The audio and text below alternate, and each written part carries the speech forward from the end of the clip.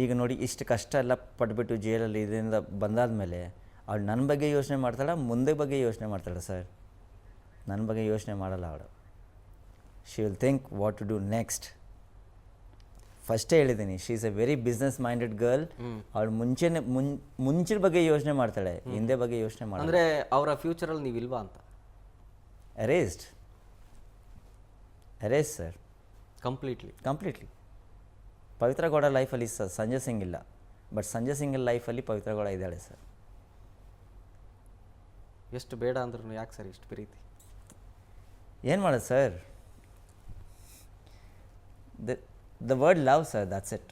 ಅದಕ್ಕೆ ಉತ್ತರ ಇನ್ನೇನೂ ಇಲ್ಲ ಸರ್, ವರ್ಡ್ ಲವ್ ಅಷ್ಟೇ. ಅದಕ್ಕೆ ಹೆಚ್ಚಿಗೆ ನಾನು ಹೇಳೋಕ್ಕಾಗಲ್ಲ. ಅವ್ಳು ಬೇಡ ಅಂದರೆ ಏನು ಸರ್, ಅವಳು ಬಿಟ್ಟಿದ್ದಾರಲ್ವಾ, ನಾನು ಅವ್ಳಿಗೆ ಡಿಸ್ಟರ್ಬು ಮಾಡ್ತಾ ಇಲ್ಲ, ಯಾವ ಥರನೂ ನಾನು ಕಷ್ಟನೂ ಕೊಡ್ತಾ ಇಲ್ಲ, ಒಂಚೂರು ಕಷ್ಟ ಕೊಡ್ತಾ ಇಲ್ಲ. ನಾನಿಷ್ಟ, ನಾನು ಲವ್ ಮಾಡ್ತೀನಿ ಅಷ್ಟೇ.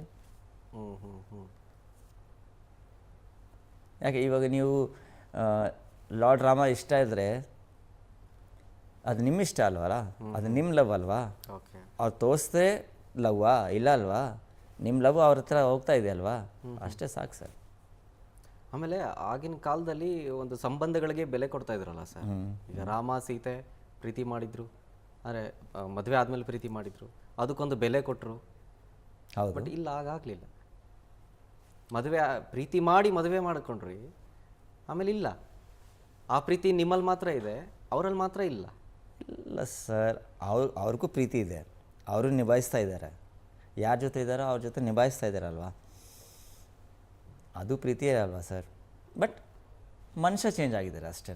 ಮತ್ತು ನೀವು ಕೊಟ್ಟಿದ್ದ ಪ್ರೀತಿಗೆ ಬೆಲೆ ಬಿಡಿ ಸರ್, ನನ್ನ ಪ್ರೀತಿ ನಮ್ಮ ಹತ್ರ ಇರುತ್ತೆ, ಲೆಟ್ ಇಟ್ ಬಿ ಸರ್.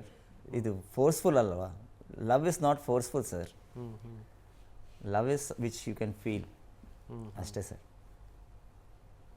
ಈ ಕ್ಷಣದಲ್ಲಿ ನಿಮ್ಮ ತಲೆಯಲ್ಲಿ ಏನು ಓಡ್ತಾ ಇದೆ ಸರ್? ಆ್ಯಕ್ಚುಲಾಗಿ ನನಗೆ ತಿಳ್ಕೊಬೇಕು ಅನ್ನಿಸ್ತಾ ಇದೆ. ಈ ಕ್ಷಣದಲ್ಲಿ ನನ್ನ ಮೈಂಡಲ್ಲಿ ಏನು ನಡೀತಾ ಇದೆ ಅಂದರೆ sir, I just want to meet my daughter with Pavithra Gowda. ನಾವು 3 ಜನ ಕೂತ್ಕೊಂಡು ಒಂದು ಒಳ್ಳೆ ಡಿನ್ನರ್ ಮಾಡ್ಕೊಡೋಣ ಅನಿಸ್ತಾ ಇದೆ ಸರ್, ಅಷ್ಟೇ. ಇದು ಈ ಸಲ ನಿಮ್ಮ ಡಾಟರ್ನ ಮೀಟ್ ಮಾಡಿದ್ರೆ ಥರ್ಡ್ ಟೈಮ್, ಅದು ಮೂರನೇ ಸಲ.